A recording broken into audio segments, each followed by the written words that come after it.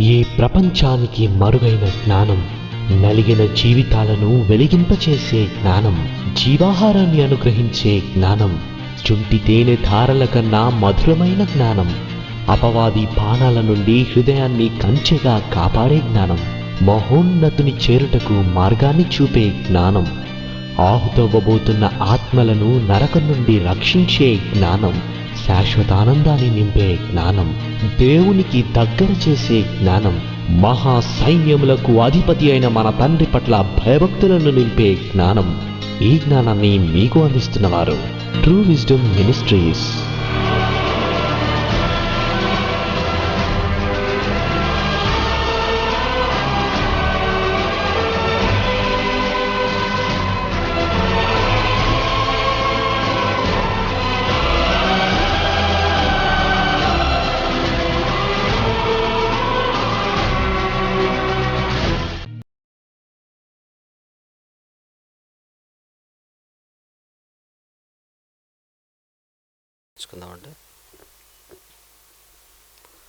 మమ్మను మిక్కిలిగా ప్రేమించే మా ప్రియమైన పరలోకపు తండ్రి, మమ్మను ప్రేమించి మా అందరి జీవితాలలో మరొక దినాన్ని అనుగ్రహించి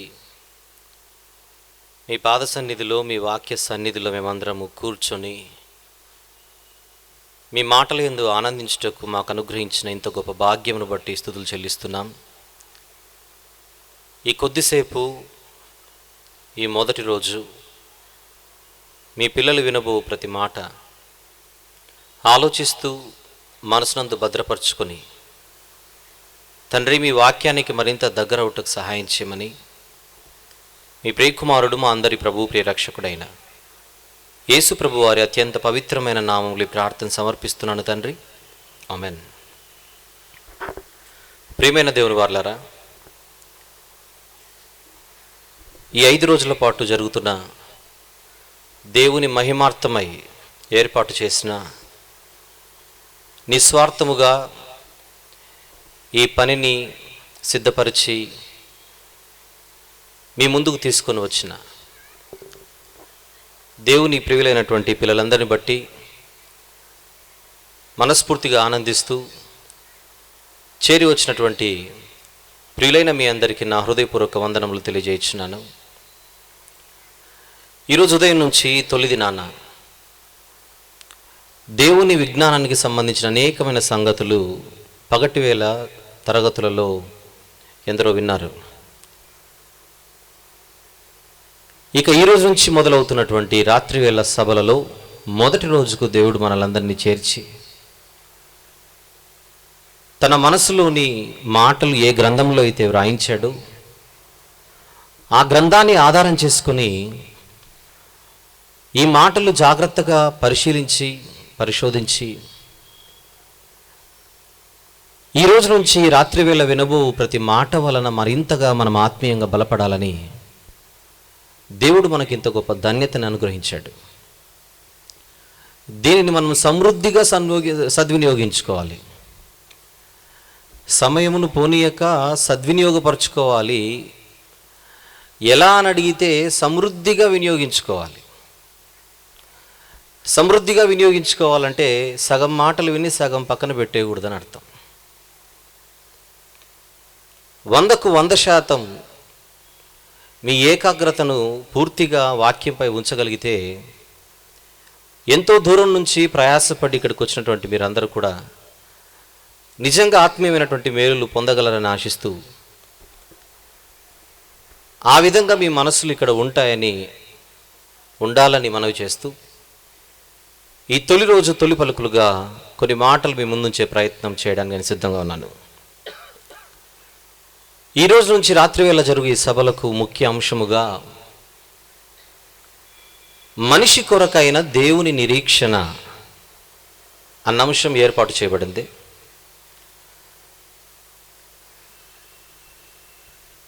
ఈ 4 రోజులు ఈ అంశం గురించి సునీల్ అన్న గారి ద్వారా మనందరం విందాం.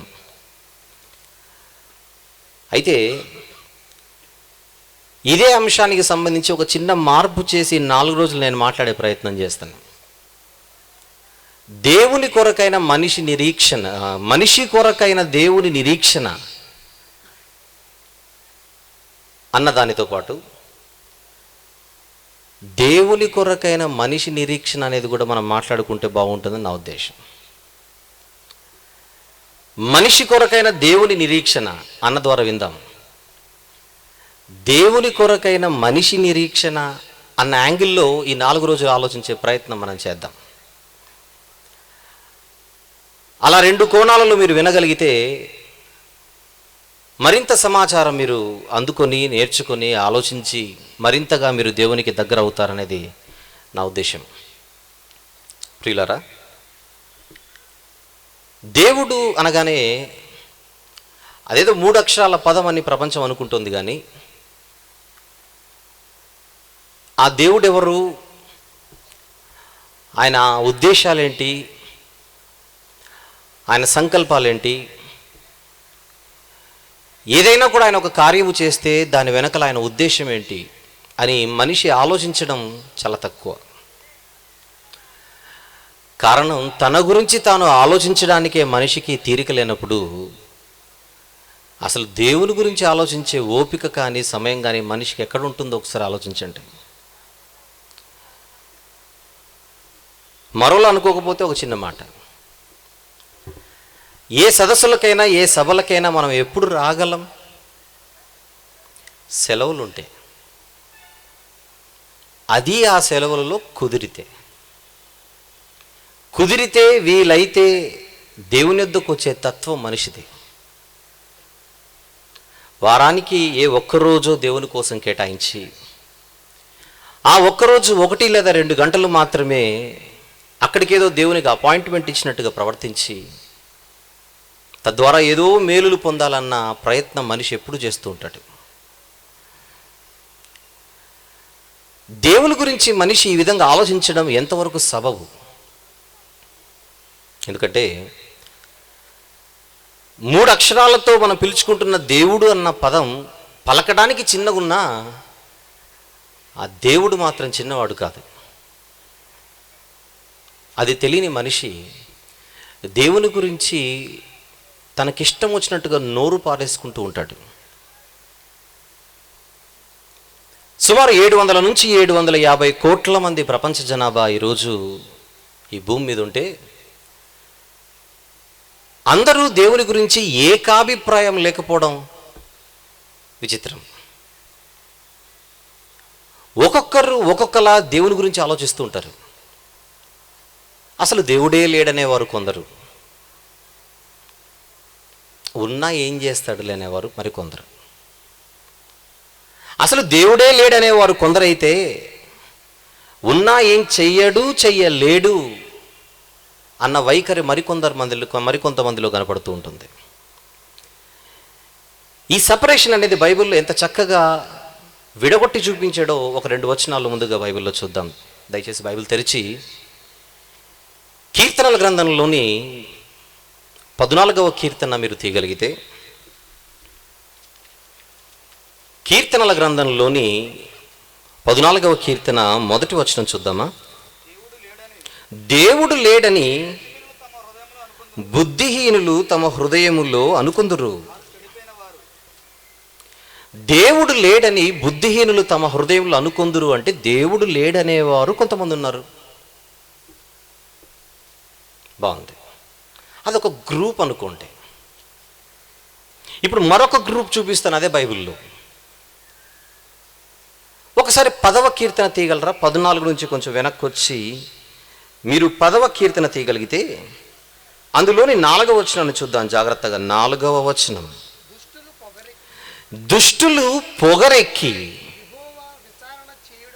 ఏమెక్కి అన్న ప్రశ్నకు జవాబు పొగరెక్కి. ఇది 2వ గ్రూప్. దుష్టులు పొగరెక్కి దేవుడు విచారణ చెయ్యడను కొందరు. దేవుడు విచారణ చెయ్యడు అని ఎందుకు అనుకుంటున్నారంటే వాళ్ళు ఏం చేస్తున్నా కూడా ఇమ్మీడియట్గా రిజల్ట్ రావట్లేదు కనుక, వాళ్ళు ఏం చేస్తున్నా కూడా ఇమ్మీడియట్గా ఎఫెక్ట్ రావట్లేదు కనుక, అందువల్ల పొగరెక్కి నేను ఏం చేసినా కూడా దేవుడు విచారణ చెయ్యడు. దేవుడు విచారణ చెయ్యడు అని అంటున్నాడు అంటే ముందుగా దేవుడు ఉన్నాడని ఒప్పుకుంటున్నాడు. నెంబర్ 1. ఈ 2వ గ్రూప్లో ఉన్న ఒక వ్యక్తి దేవుడు ఉన్నాడని ఒప్పుకుంటున్నా ఆ దేవుడు విచారణ చేయడు అంటే ఏం చేయడు. నేనేం చేసినా ఆయన ఏం చేయడు. చెయ్యడనా చెయ్యలేడనా? ఎవరైనా కూడా జాగ్రత్త దేవుడు ఉన్నాడు అని చెబితే వారి ఆలోచనలు మరింత ముదిరి కింద ఏమంటారో చూడండి. దేవుడు లేడని వారు ఎల్లప్పుడూ యోచించుదురు. ఎందుకు ఆ భయం లేని జీవితం అని ఆలోచిస్తే అసలు ఉన్నాడో లేడో ఎవరికి తెలుసు? అసలే లేడని కన్ఫామ్ అయిన వాడు ఒకడు, ఉన్నాడో లేడో డౌట్, ఒకవేళ ఉన్నా కూడా ఏం చేయలేడు. దేవుడు లేడని వారు ఎల్లప్పుడూ యోచించుదురు గనుక పొగరెక్కి నేనేం చేసినా ఎవరు విచారణ చేయరు. దీనికి అనుబంధంగా మరొక మాట బైబిల్లో అదే కీర్తనల గ్రంథంలోని 36వ కీర్తన మొదటి వచనం చూద్దాం. 36వ కీర్తన మొదటి వచనం. భక్తిహీనుల హృదయంలో అతిక్రమము దేవోక్తి వలె పలుకుచున్నది, వాని దృష్టి ఎదుట దేవుని భయము బొత్తిగా లేదు. 14వ కీర్తన మొదటి వచనంలో బుద్ధిహీనుడు కనపడుతున్నాడు. 36వ కీర్తన మొదటి వచనంలో భక్తిహీనుడు కనపడుతున్నాడు. ఒకడు బుద్ధిహీనుడు, మరొకడు భక్తిహీనుడు. దేవుడే లేడనేవాడు బుద్ధిహీనుడు, ఉన్నా ఏం చేయలేడనేవాడు భక్తిహీనుడు. ఉన్నాడని అనుకుంటున్నాడు, ఉన్నాడని నమ్ముతున్నాడంటే ఫస్ట్ ఉన్నాడు అన్నాడు కనుక, ఉన్నాడు అని అనుకుంటున్నాడు కనుక ఒకవేళ భక్తుడు అని మనం అంటే అతనిలో ఉన్న భక్తి సరైన భక్తి కాదు. కారణం అతని యందు దేవుని భయము బొత్తిగా లేదు. దేవుని భయం లేనప్పుడు తను ఏ విధంగా బ్రతికినా చెల్లుతుందనేటువంటి ఆలోచన మనిషికి రావడం సహజం. ఈ విధంగా ఒక్కొక్కరు దేవుని గురించి ఒక్కొక్కరు ఆలోచిస్తున్న ప్రపంచం ఇది. ఇదంతా ఒక ఎత్తు అయితే ఈ ప్రపంచంలో ఎంత భయంకరమైన పరిస్థితి ఏంటంటే ఎవరిని దేవుడు అనాలో ఎవరిని దేవుడు అనకూడదో కూడా తెలియకుండా ఎవరిని పడితే వారిని దేవుళ్ళు చేస్తున్న సమాజంలోనే మనము బ్రతుకుతున్నాం. ఒకసారి ఒక వ్యక్తి నన్ను కూడా దేవుడు చేశాడంటే మీరు నమ్ముతారా? నన్ను సాక్షాత్తు నన్ను కూడా దేవుడు చేశాడు. ఎప్పుడు ఎక్కడంటారా? మిమ్మల్ని కూడా దేవుళ్ళు చేశారు చాలామంది. నన్నేంటి? ఒకరోజు ఒక షాప్కి వెళ్ళా. నేను షాప్కి వెళ్ళగానే అమ్ముతున్న వ్యక్తి వెనకల బోర్డు కనపడితే ఆ బోర్డులో ఇలాగుంది, కస్టమరే మా దేవుడు. ఇప్పుడు అలా షాప్కి వచ్చిన కస్టమర్ ఎవరు? నేనే. ఆ షాప్కి నేను వెళ్ళినందుకు నేను కాస్త ఏమైపోయాను? అక్కడ దేవుడు అయిపోయాను. ఈ క్షణం బతికి మరుక్షణానికి ఏం జరుగుతుందో కనీసం నాకు తెలియని నేను కూడా దేవుడిని అయిపోతానా? నన్ను దేవుణ్ణి చేస్తారా?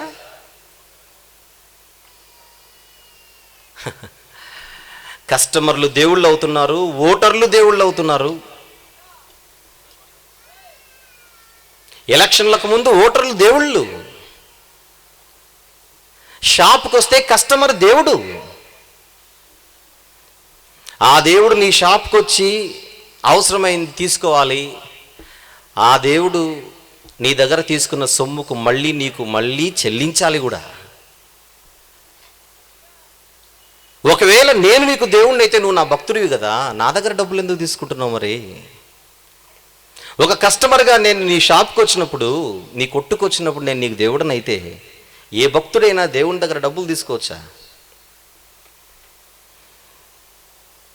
మోసం, మాయ.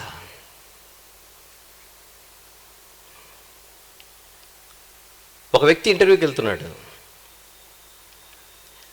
అప్పటికే ఎన్నో ఇంటర్వ్యూలు అతను ఫెయిల్ అయ్యి నిరాశ నిస్పృహలతో ఇంటర్వ్యూకి వెళ్ళాలి కనుక చక్కగా డ్రెస్అప్ చేసుకుని ఇంటర్వ్యూకి బయలుదేరాడు. దారి మధ్యలో ఒక పిచ్చోడు వెనకల నుంచి ఎగిరి తన్నాడు. టైం లేదు కనుక అతని సంగతి మళ్ళీ చూద్దామని అర్జెంట్గా ఇంటర్వ్యూకి వెళ్ళిపోయాడు. ఏం జరిగిందో మొత్తానికైతే ఇంటర్వ్యూలో సెలెక్ట్ అయ్యాడు. అప్పుడు బయటకు వచ్చి ఆలోచించడం మొదలుపెట్టాడు. ఇంతవరకు ఇన్నిసార్లు ఇంటర్వ్యూలకు అటెండ్ అయితే ఏనాడు జాబ్ రాని నాకు ఈరోజు జాబ్ వచ్చిందంటే అసలు వెనకలు ఏం జరిగింది అని మొత్తం ఆలోచిస్తే అప్పుడు ఇతని మనోనేత్రములు వెలిగించబడి ఒక మహానుభావుడు నన్ను వెనకల నుంచి తన్నాడు కనుక నాకు ఉద్యోగం వచ్చిందని మళ్ళీ అతని గురించి అతని కోసం వెతుక్కుంటూ వెళ్ళి అరగంటలో అతన్ని దేవుణ్ణి చేశాడు. ఒక చెట్టు కింద కూర్చుని అతనికి మొక్కడం ప్రారంభించాడు. అనతి కాలంలోనే అతను ఒక పెద్ద సామె అయ్యాడు. ఆ సామె తన్నుడు సామె.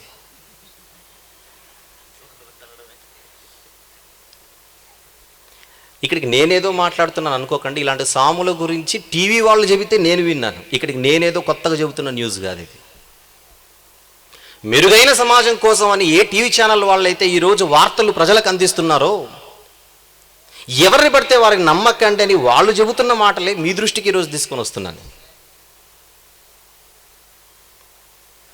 అందరూ దేవుళ్ళే, అందరూ దేవుళ్ళే.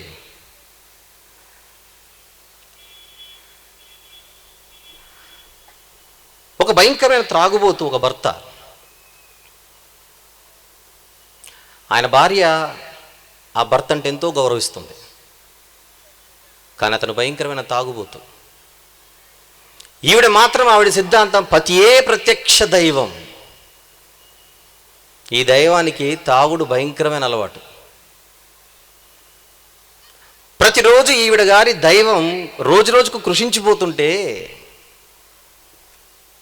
ఒకరోజు కూర్చోబెట్టి అడిగిందట, ఏమండి మీరు తాగకండి, త్రాగుబోతులుగా ఉంటే మంచిది కాదు అని అంటే, ఆ పెద్ద మనిషి రివర్స్ చెప్పాడు భార్యకి పాఠం. నీకు సరిగా తెలీదు, త్రాగుబోతులుగా ఉండకూడదని అందరు చెబుతారే కానీ నీకు ఒక మంచి పాయింట్ చెబుతాను. ఎవరైనా నిద్రపోతుగా ఉండొద్దు అని అంటే అసలే నిద్రపోద్దని కాదు కదా. నిద్రపోతుగా ఉండొద్దంటే తగినంత నిద్రపో అని. తిండిపోతుగా ఉండొద్దనంటే అసలే తినొద్దని కాదు కదా, తగినంత తినమని. అలాగే త్రాగుబోతుగా ఉండొద్దు అంటే అసలే తాగొద్దని కాదు, తగినంత తాగొచ్చని. చెడిపోవడానికి ఎన్ని తెలివులు ఉంటాయి చూడండి మనిషికి.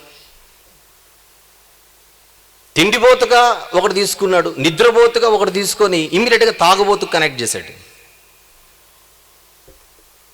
పాడవడానికి అంత భయంకరమైన ఆలోచనలు ఉన్నా నీవు బాగుపడడానికి ఒక ఆలోచనలు చేయొచ్చుగా. పాపం ఈ దైవానికి ఆలోచన జ్ఞానం చక్కగా లేదు. రైలు బండి వస్తుంది, పట్టాల మీద నడవకు అని నేను అన్నాను. అప్పుడు మీకు ఏమర్థం కావాలి? పట్టాల మీద నుంచి కంప్లీట్గా బయటికి రావాలని అర్థం కావాలి. అలా కాకుండా తగినంత ఉండొచ్చు, తలకాయ మాత్రం పెట్టి మొండం బయట పెడతానని తర్వాత లేచి చూద్దాం. అక్కడ మాత్రం బుర్ర చక్కగా పనిచేస్తుంది కరెక్ట్గా. కరెంటు వైర్ ఉంది, కరెంటు హోల్ ఉంది, కరెంటు బోర్డులో స్విచ్ బోర్డులో హోల్ ఉంటుంది, సాకెట్ అంటాం దాన్ని. వేలు పెట్టకు షాక్ కొడుతుంది అని అన్నాడు. అప్పుడు ఇతగాడు వేలు పెట్టొద్దంటే అంతా పెట్టొద్దని కాదు, తగినంత పెట్టొచ్చు అని పెట్టు. అక్కడ చక్కగా పనిచేస్తుంది బుర్ర.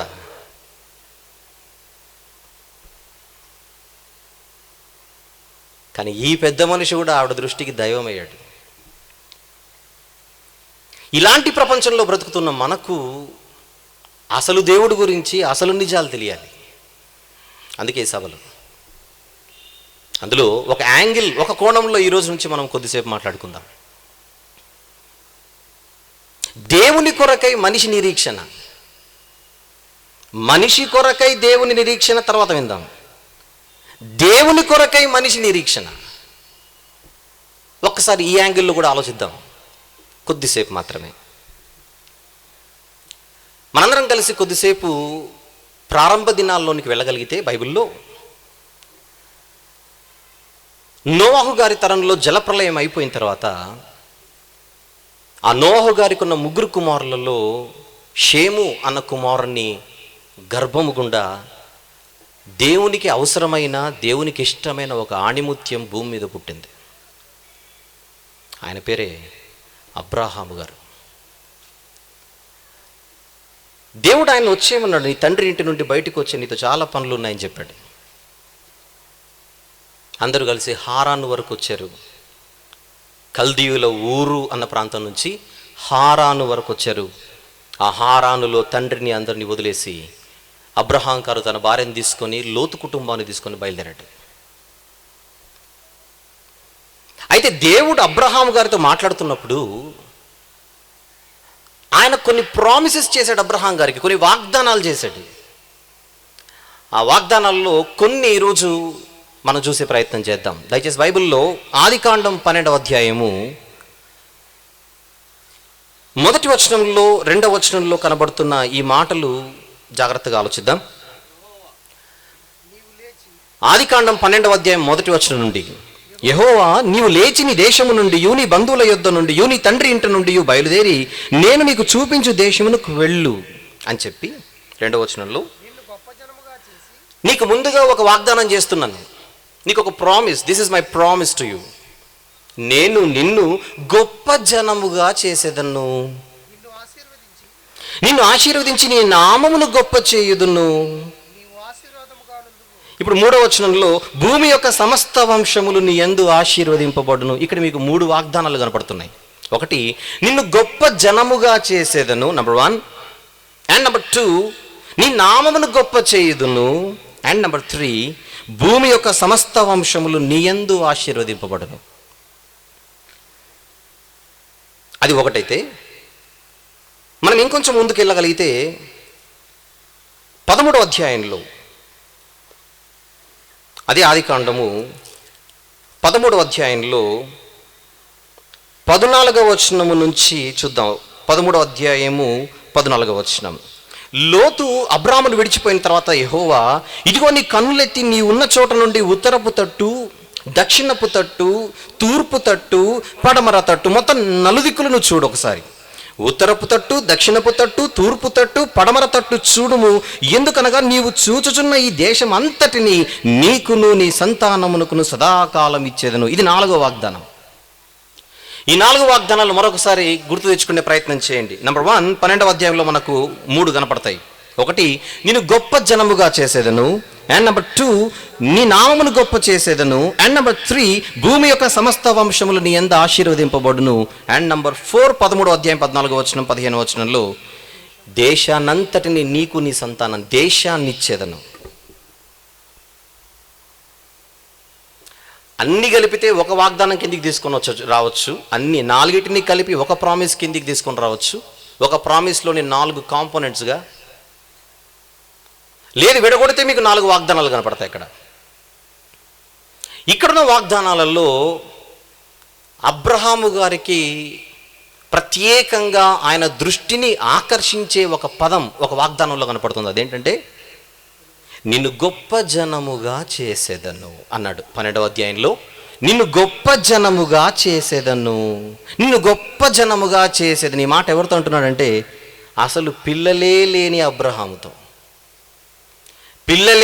అబ్రహాముతో 12వ అధ్యాయంలో నిన్ను గొప్ప జనముగా చేసేదని అన్నాడు.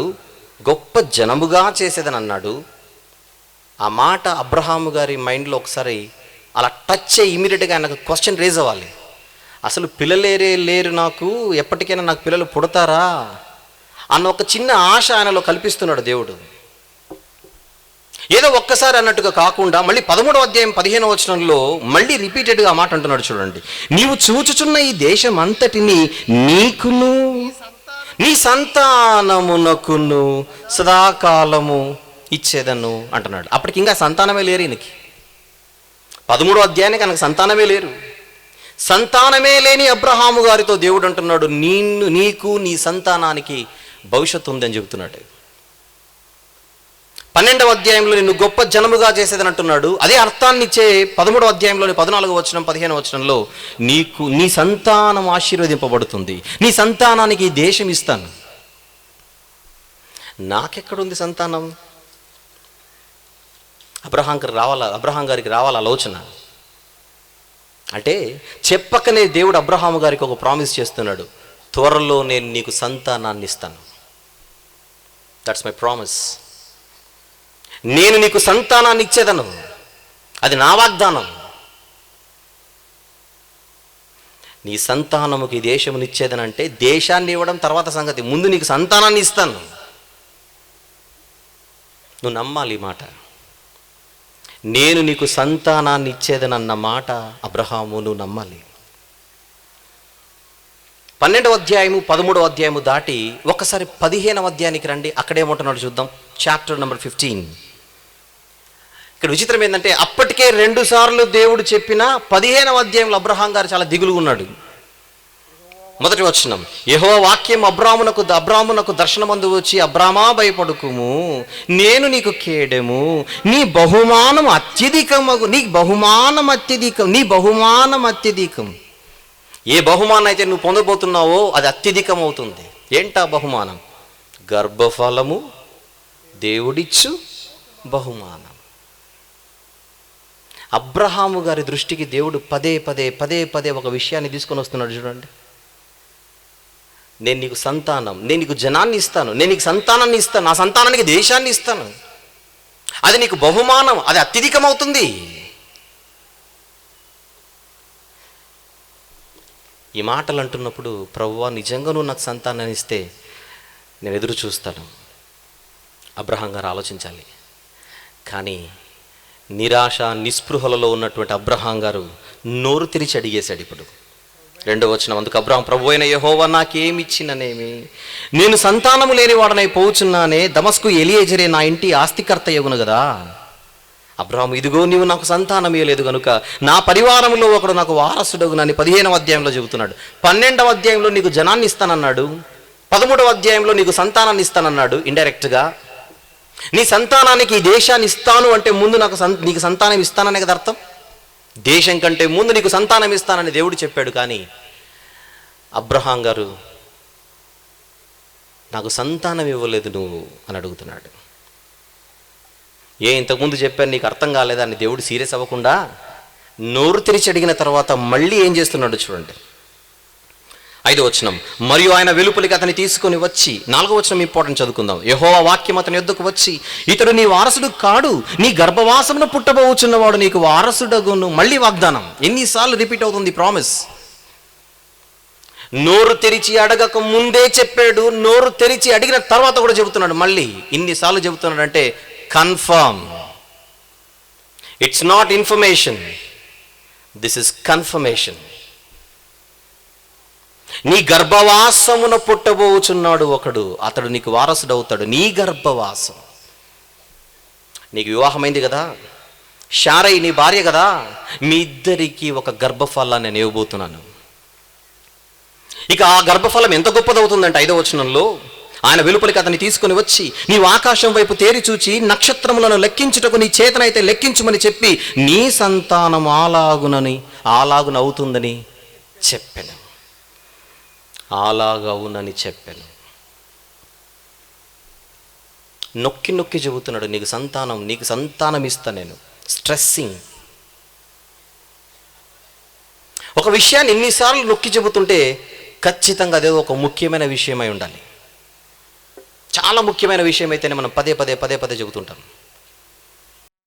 దేవుడు ఎన్నిసార్లు పదే చెబుతున్నాడంటే, అబ్రహాము గారికి దేవుడు ఇవ్వబోతున్న సంతానం ఏదో ప్రత్యేకమైంది. ఇన్నిసార్లు దేవుడు చెబుతున్నాడంటే అబ్రహాము గారికి ఆ సంతానంపై దేవునికి ఏదో ఒక ప్రత్యేకమైన దృష్టి ఉంది. గొప్ప సంగతి ఏంటంటే 15వ అధ్యాయంలో దేవుడు చెప్పిన వెంటనే 6వ వచనంలో, అతడు యెహోవాను నమ్మెను, ఆయనది అతనికి నీతిగా ఎంచెను. 15th చాప్టర్ వరకు పిక్చర్ చాలా క్లియర్గా ఉంది. ఇక అబ్రహాం గారు చేయవలసిందంటే ఏంటి?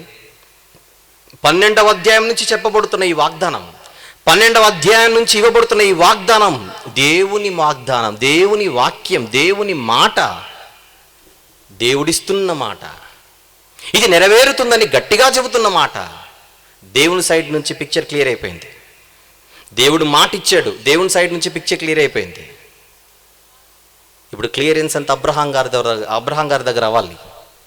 ఎప్పుడైతే దేవుడు మాట ఇచ్చాడో ఇక అబ్రహాం గారు చేయవలసింది ఏంటి? ఆ మాట నెరవేరేంత వరకు ఆయన ఎదురు చూడాలి.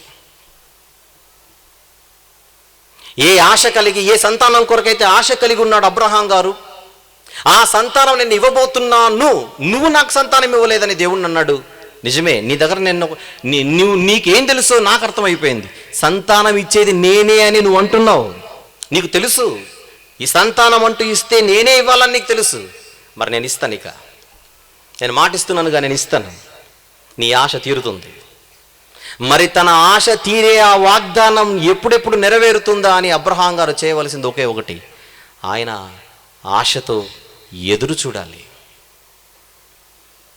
దేవుని వాగ్దానపు నెరవేర్పు కొరకు అబ్రహాం గారు ఆశతో ఎదురు చూడాలి, అపేక్షించి ఎదురు చూడాలి. భవిష్యత్తులో ఒక కార్యం జరగబోతుందన్న మాట దేవుని నుంచి వస్తే మనిషి ఆశతో ఎదురు చూడాలి.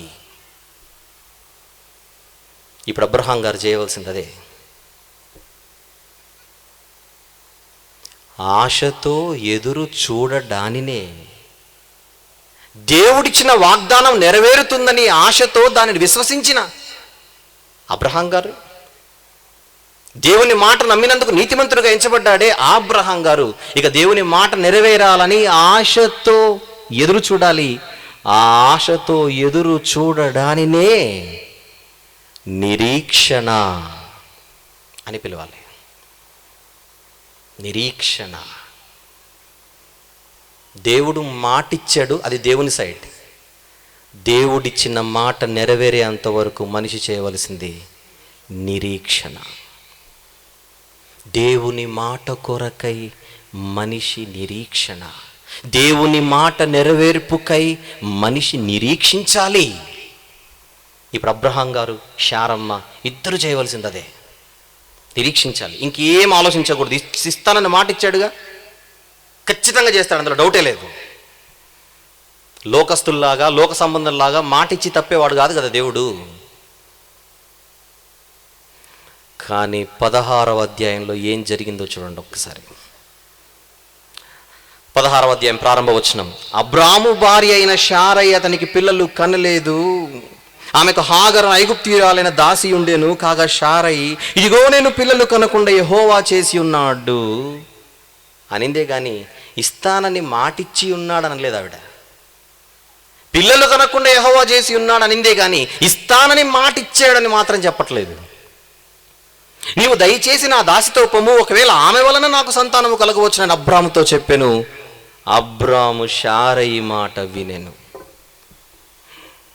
అబ్రాము 15వ అధ్యాయంలో దేవుని మాట నమ్మెను. అబ్రాము 16వ అధ్యాయంలో తన భార్య మాట వినెను. 15వ అధ్యాయంలో దేవుని మాట నమ్మెను, 16వ అధ్యాయంలో భార్య మాట వినెను. ఏమైంది నిరీక్షణ? ఏమవుతుంది నిరీక్షణ? దేవుడు మాటిచ్చిన తర్వాత అది నెరవేరుస్తాడన్న విశ్వాసము గలవాడవే ఎదురు చూడవలసినటువంటి ఓ అబ్రహాము తండ్రి, మాలాంటి వారికి స్ఫూర్తి నీవే కదా, మాలాంటి వారికి రోల్ మోడల్ నువ్వే కదా. ఎందుకు 16వ అధ్యాయంలో భార్య మాట వినేసావని మనలాంటి పిల్లలు అడక్క తప్పదు. 16వ అధ్యాయంలో భార్య మాట విని మరొకరికి తండ్రి అయిపోయాడు. పుట్టిన ఆ బిడ్డ వాగ్దాన పుత్రుడు కాదు. పుట్టిన ఆ బిడ్డ వాగ్దాన పుత్రుడు కాదు. హాగరు కుమారుడు వాగ్దాన పుత్రుడు కాదు, శరీర సంబంధమైన పుత్రుడు. ఆ బిడ్డ గురించి కాదు జరిగింది వాగ్దానం. ఆ బిడ్డ గురించి కాదు జరిగింది వాగ్దానం. శారమ్మ గర్భాన రావాలి ఆ బిడ్డ. ఎప్పుడైతే 16వ అధ్యాయంలో అబ్రహాం గారు శారయి మాట విన్నాడో, దేవుడు ఎంత కృపగలిగిన వాడు మనం ఆలోచిస్తే 17వ అధ్యాయంలో దేవుడు ఏం చేస్తున్నాడో ఒకసారి చూడండి. మళ్ళీ 17వ అధ్యాయం ప్రారంభ వచనం. అబ్రాము 99, అప్పటికి ఇష్మాయిలు పుట్టాడు.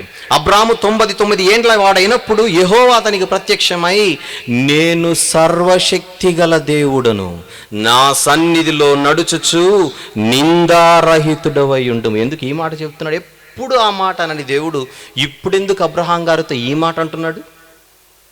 మీరు ఒక్కసారి ఆలోచించండి. అంతవరకు ఎప్పుడు అలాంటి మాటలే అనని దేవుడు ఇక్కడ 2 విషయాలు చెబుతున్నాడు. అబ్రాము, నేను సర్వశక్తి గల దేవుడను. ఎందుకు దేవుడు తనను తాను ఆ పదంతో వర్ణించుకుంటూ చెప్పాలి? నేను సర్వశక్తి గల దేవుడను, నా సన్నిధిలో నడుచుచు నిందారహితుడు అయి ఉండుము. నువ్వు నా సన్నిధిలో నడవాలి, నా మాట ప్రకారంగా నడవాలి. అసలు నీ మీద ఒకరు వేలెత్తి చూపే పరిస్థితి నీకు రాకూడదు. నిందారహితుడు అయి నువ్వు ఉండాలి. ఇప్పుడు అబ్రహాం గారికి ఏ నింద వచ్చిందని దేవుడు ఆ మాట అంటున్నాడు. ఒకటి వస్తుంది కదా ఇప్పుడు, మరి 16వ అధ్యాయంలో భార్య మాట విని ఆయన మీద 10 మంది వేలెత్తి చూపే పరిస్థితి వచ్చేసింది కదా. నీవు నిందారహితుడిగా ఉండాలి. నేను కదా మాట ఇచ్చింది, నేను ఎవరు అనుకుంటున్నావు? నేను సర్వశక్తి గల దేవుడు, మామూలు శక్తి కాదు నాది, సర్వశక్తి అంటే ఏదైనా చేయగలను నేను. ఏదైతే నీకు చేస్తానన్నానో, దేన్నైతే చేస్తానని నేను నీకు మాట ఇచ్చానో అది నెరవేర్చుటకు నేను శక్తి గలవాడను. నువ్వు నమ్మావు ఒకప్పుడు. నింద లేకుండా ఉండాలి నీవు. 2వ వచనం, నాకును నీకును మధ్య నా నిబంధనను నియమించి నిన్ను అత్యధికంగా అభివృద్ధి పొందించేదనని అతనితో మరలా చెబుతున్నాడు. 17వ అధ్యాయంలో మళ్ళీ చెబుతున్నాడు. 5వ వచనం, 3-4 వచనంలో అబ్రాము సాగిలపడి ఉండగా దేవుడు అతనితో మాట్లాడి, ఇదిగో నేను నియమించిన నా నిబంధన నీతో చేసి ఉన్నాను, నీవు అనేక జనములకు తండ్రి వగుదువు, మరియు ఇక మీదట నీ పేరు అబ్రాము అనబడదు, నిన్ను అనేక జనములకు తండ్రిగా నియమించితిని కనుక నీ పేరు అబ్రాహాము అనబడు. ఇక మీదట నువ్వు అబ్రాహాము, దాని అర్థం అనేక జనములకు తండ్రివిక నీవు. శారమ్మ మాట విన్న తర్వాత మళ్ళీ దేవుడు కన్ఫర్మ్ చేస్తున్నాడు, జాగ్రత్త, నువ్వు కరెక్ట్గా నడవాలి, నేను చూపిస్తున్న మార్గంలో ఇంతవరకు నీ ప్రయాణం చాలా సాఫీగా చక్కగా జరిగింది, ఎక్కడో చిన్న తడబాటు అయినా మళ్ళీ నిలబడాలి, ఇక చాలా స్ట్రైట్గా వెళ్ళిపోవాలి. దారిలో జరుగుతుంది, త్వరలో జరుగుతుంది నీకు ఈ వాగ్దానం. అందుకే నీకు పేరు మార్చేస్తున్నాను, అనేక జనములకు నువ్వు తండ్రివి. నీ భార్య పేరు ఇక మీద శారయి కాదు, శారా, అనేక జనములకు ఆవిడ తల్లి. పేర్లు మార్చేశాడు. ఆ పేర్లు మార్చడంలో మళ్ళీ మాట ఇస్తున్నాడు ఆయన.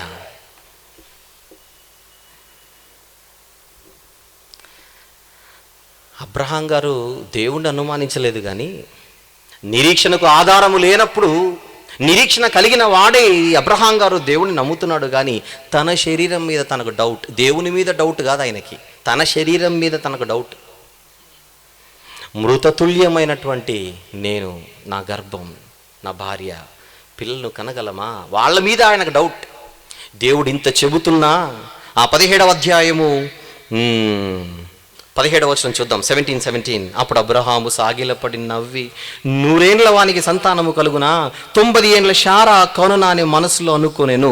ఇమీడియట్గా ఆయన ఏమంటున్నాడు, అబ్రహాము ఇష్మాయిలు నీ సన్నిధిని బ్రతుకును అనుగ్రహించమని దేవునితో చెబుతున్నాడు. అసలు ఆయన ఇస్సాకు గురించి మాట్లాడుతుంటే ఈయన ఎందుకు ఇష్మాయిల్ ప్రస్తావన తీసుకొని వస్తున్నాడు? నువ్వు ఇస్తావు ప్రభువా, కానీ మాకంత శక్తి ఉండాలి కదా, నాకు డౌట్, మా మీద నాకు డౌట్, నీ మీద కాదు. అందుకే ఇదో నాకు ఆల్రెడీ కళ్ళ ముందు తిరుగుతున్న ఒక ఇష్మాయిల్ ఉన్నాడు, ఆ వాగ్దానం మీద ఇష్మాయిల్ గురించి ఆలోచించి అన్నట్టుగా చెబుతున్నాడు. ఇంగ్లీష్లో అలాగనే ఉంటుంది కొంచెం, కానీ ఇమ్మీడియట్గా దేవుడు ఇమ్మీడియట్గా కరెక్ట్ చేస్తున్నాడు. 19వ వచనం, దేవుడు నీ భార్య అయిన శారా ఎలా కుమారునిగా ఉంటుందన్నాడు. అక్కడ ఒక మాట, ఒక పదం, నిశ్చయముగా. ఎందుకు డౌట్? ఎందుకు ఇష్మాయిల్ తీసుకొని వస్తున్నావు ప్రస్తావనలోనికి? ఇష్మాయిల్ ఎందుకు తీసుకొని వస్తున్నావు కాన్వర్జేషన్లోనికి? ఇష్మాయిల్ కాదు నా మైండ్లో ఉండేది, ఇంకొక కొడుకున్నాడు, నీ భార్య. 18వ వచనం, 19వ వచనం, నీ భార్య అయిన శారా నిశ్చయముగా నీకు కుమారుని కనును, నీవు అతనికి ఇస్సాకును పేరు పెట్టుదు, అతని తర్వాత అతని సంతానము కొరకు నిత్య నిబంధనగా నా నిబంధనను అతనితో స్థిరపరచుదును. ఇష్మాయిలుతో కాదు, ఇస్సాకుతో. నా మైండ్లో ఉన్నది ఇస్సాకు. ఆ ఇస్సాకు శారా గర్భం కూడా రావాలి. నువ్వు ఇస్సాకు మీద కాన్సన్ట్రేట్ చేయాలి, మైండ్ డైవర్ట్ చేయకు, ఫోకస్. నీకు బిడ్డ పుట్టబోతున్నాడు, ఆ బిడ్డకు నువ్వు ఈ పేరు పెట్టాలి, ఇస్సాకు. ఎన్నిసార్లు చెబుతున్నాడు చూడండి, ఎన్ని మార్లు చెబుతున్నాడు. 21వ వచనం, అయితే వచ్చు సంవత్సరము ఈ కాలమందు శారా నీకు కనబోవు ఇస్సాకుతో నా నిబంధనను స్థిరపరచేదను. అది 18th చాప్టర్, అది 17th చాప్టర్. ఇప్పుడు 18వ అధ్యాయం రండి, 18వ అధ్యాయం 10వ వచనం, మళ్ళీ 18:10. అందుకు ఆయన నెక్స్ట్ మళ్ళీ వచ్చి చెబుతున్నాడు, మీదటికి కాలమున నీ యొద్దకు నిశ్చయంగా మరలా వచ్చేదనప్పుడు నీ భార్య అయిన శారాకు ఒక కుమారుడు కలుగును. పదే దేవుడు ఒక్కసారి చెబితే చాలు కదా. ఇన్ని మార్లు చెబుతున్నప్పుడు అది ఎంత నమ్మదగిన మాట, అది ఎంత నమ్మదగిన మాట. ఇస్తున్నది మాట దేవుడైతే, నమ్మదగిన దేవుడు ఇన్ని మార్లు చెబుతుంటే ఆ మాట చాలా గొప్పది. అబ్రహాము శారమ్మ చేయవలసింది ఇక ఆ వాగ్దాన నెరవేర్పు కొరకు నిరీక్షణ కలిగిన వారై ఉండాలి. శారమ్మ ఏం చేసింది? 12వ వచనం, శారా, నేను బలము ఉడిగిన దానైన తర్వాత నాకు సుఖము కలుగునా? నా యజమానుడును వృద్ధుడై ఉన్నాడు కదా అని తనలో నవ్వుకోనేను. 14వ వచనం, యెహోవాకు అసాధ్యమైనది ఏదైనా ఉన్నదా? మీదటికి ఈ కాలం నిర్ణయ కాలం అందు నీ యొద్దకు తిరిగి వచ్చేదను, అప్పుడు శారాకు కుమారుడు కలుగునేనను. కానీ దానిపైన 13వ వచనం, వృద్ధురాలనైనా నేను నిశ్చయంగా ప్రసవించేదనా అని శారా నవ్వనేలా. ఎందుకు నవ్వుతోంది శారా? నేను మాట ఇస్తున్నాను కదా, ఎందుకు నవ్వుతోంది? ఆవిడ భయపడి 15వ వచనంలో, నేను నవ్వలేదని చెప్పగా ఆయన, అవును నీవు నవ్వితివి. ఎగతాళిగా ఉందా? జోక్ వేస్తున్నాను అనుకుంటున్నారా మీరు? నేను ఈసార్లు చెబుతుంటే జోక్ అనుకుంటున్నారా? శారా, డోంట్ లూజ్ యువర్ హోప్. నిరీక్షణ ఇంగ్లీష్లో హోప్ అని అంటారు. వదులుకోకు, వెయిట్ చేయి. మాటిస్తున్నది నేను, నిరీక్షించవలసింది నీవు. కానీ అది నా మనసులో ఏ టైంకి అయితే జరగాలని నేను డిసైడ్ అయిపోయానో అప్పుడే జరుగుతుంది. నువ్వు తొందరపడి ముందే జరగాలని ఆశించకు. ఎందుకంటే కాలములను, చెప్పండి, సమయములను నా చేతిలో పెట్టుకొని ఉన్నాను. ఏది ఎప్పుడు జరగాలో అది నా నిర్ణయం. నా నిర్ణయము జరిగేంత వరకు, నా నిర్ణయం నెరవేరేంత వరకు మీరు నిరీక్షణ కలిగిన వారై ఉండాలి. దంపతులిద్దరు 12వ అధ్యాయంలో వాగ్దానం చేశాడు, దాని నెరవేర్పు 21వ అధ్యాయంలో జరుగుతుంది. చూడండి, మొదటి వచనం, యెహోవా తాను చెప్పిన ప్రకారము శారాను దర్శించెను. యెహోవా తానిచ్చిన మాట చొప్పున శారాను గురించి చేసెను. ఎట్లనగా దేవుడు అబ్రహాముతో చెప్పిన నిర్ణయ కాలములో, అండర్లైన్ దట్ ప్లీజ్, నిర్ణయ కాలములో శారా గర్భవతి అయి అతని ముసలితనమందు అతనికి కుమారుని కనెను. ఆ కుమారుడికి ఇస్సాకు అని పేరు పెట్టబడెను.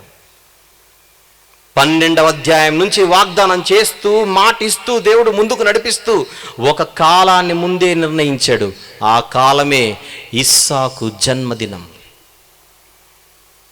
ఇస్సాకు ఎప్పుడు శారమ్మ గర్భంలోనికి రావాలో, ఆ ఇస్సాకు ఎప్పుడు భూమి మీద అడుగు పెట్టాలో దేవుడు ముందే నిర్ణయించాడు. నిర్ణయ కాలం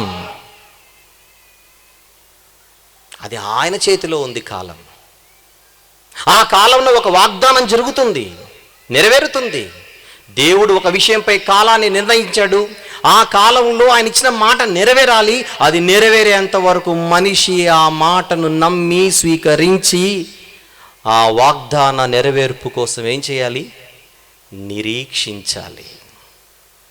దేవుని వాగ్దానపు నెరవేర్పు కొరకు మనిషి నిరీక్షించాలి. జరక్క మానదు. మాట ఇచ్చాడంటే జరక్క మానదు. చరిత్రలో ఒక సందర్భాన్ని మొదటి రోజు మనం ఆలోచించాం. అది అబ్రహాము గారికి దేవుడిచ్చిన వాగ్దానం. వాగ్దానం ఒక టైంలో ఇచ్చాడు, నెరవేర్పు మరో టైంలో జరిగింది. వాగ్దానం ఒక టైంలో ఇచ్చాడు, నెరవేర్పు మరొక టైంలో జరిగింది. ఇచ్చిన తర్వాత నెరవేరేంత వరకు మనిషి చేయవలసింది ఒకే ఒక్కటి, నిరీక్షణకు ఎటువంటి పరిస్థితుల్లో నిరీక్షణ విషయంలో సందేహానికి తావివ్వకుండా, ఆ నిరీక్షణ వదలకుండా, ఆ వాగ్దానం నెరవేరేంత వరకు దానిని గట్టిగా పట్టుకొని నిలబడాలి. దేవుని కొరకై, దేవుని మాట కొరకై, దేవుని వాగ్దానము కొరకై, దేవుని వాగ్దానపు నెరవేర్పు కొరకై మనిషి చేయవలసింది ఒకే ఒకటి, సందేహించక విశ్వసించాలి, సందేహించక నిరీక్షణ కలిగిన వాడై ఉండాలి. ఆ నిరీక్షణ విషయంలో మనిషి ఎప్పుడు రాజీ పడకూడదు. పడితే ఇష్మాయేలు పుడతాడు. నిరీక్షణ విషయంలో రాజీ పడితే ఇష్మాయేలు పుడతాడు. నిరీక్షణ విషయంలో రాజీ పడకపోతే ఇస్సాకు పుడతాడు. మరిన్ని సంగతులు మిగిలిన 3 రోజులు విందాం. కళ్ళు మూసుకొని చిన్న ప్రార్థన చేద్దాం. ప్రేమగల తండ్రి, ఇంతవరకు వినబడిన ప్రతి మాట మీ పిల్లల మనసుల్లో పనిచేయాలని మీ పాద సన్నిధిలో వేడుకొనుచున్నాను. సమృద్ధిగా ఈ సమయాన్ని వారు వినియోగించుకున్నట్టుకు వారికి మంచి మనసు దయచేయండి. అబ్రహాము గారు, శారమ్మ గారి జీవితంలో జరిగిన సందర్భాలు మేము కొద్దిసేపు ఆలోచించాము. మరిన్ని మీకు సంబంధించిన మీరు మా కొరకు రాయించిన ఈ గ్రంథంలో నుండి మీ కుమారుడు నిలబడి మాట్లాడబోచుండగా ప్రతి ఒక్కరూ కూడా భయభక్తులతో, వినయ విధేయతలతో ప్రతి మాటను విని ఆలోచించి స్వీకరించే మంచి హృదయాన్ని మీ పిల్లలకు దయచేయమని మీ ప్రియకుమారుడు మా ప్రభు ప్రియరక్షకుడైన యేసు ప్రభు వారి పవిత్రమైన నామములు ప్రార్థన వినయంతో సమర్పిస్తున్నాను తండ్రి. Amen. Thank you. True wisdom ministries లో భాగమైన ట్రూ విజ్డమ్ ట్రైనింగ్ సెంటర్ 6 సంవత్సరాల నుండి 19 సంవత్సరాల వయసు గల పిల్లలకు రెగ్యులర్ ఎడ్యుకేషన్ తో పాటు బైబిల్ ఎడ్యుకేషన్ ని కూడా అందిస్తున్నది. వీటి వివరములు మరియు మా ఇతర పరిచర్య వివరములను మా అఫీషియల్ వెబ్సైట్ www.truewisdomtv.com లో పొందగలరు.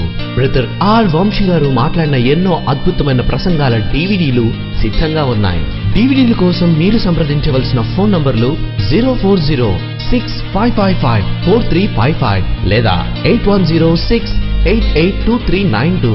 గమనిక: ప్రతి ఆదివారము మధ్యాహ్నము 2:30 నుండి 5 గంటల వరకు ఇంగ్లీష్ ఆరాధన కార్యక్రమము మరియు ప్రతి ఆదివారము సాయంత్రము 5:30 నుండి తెలుగు ఆరాధన కార్యక్రమము YMCA సెకండరీ బ్యాండ్ నందు జరుగును. అందరూ ఆహ్వానితులే.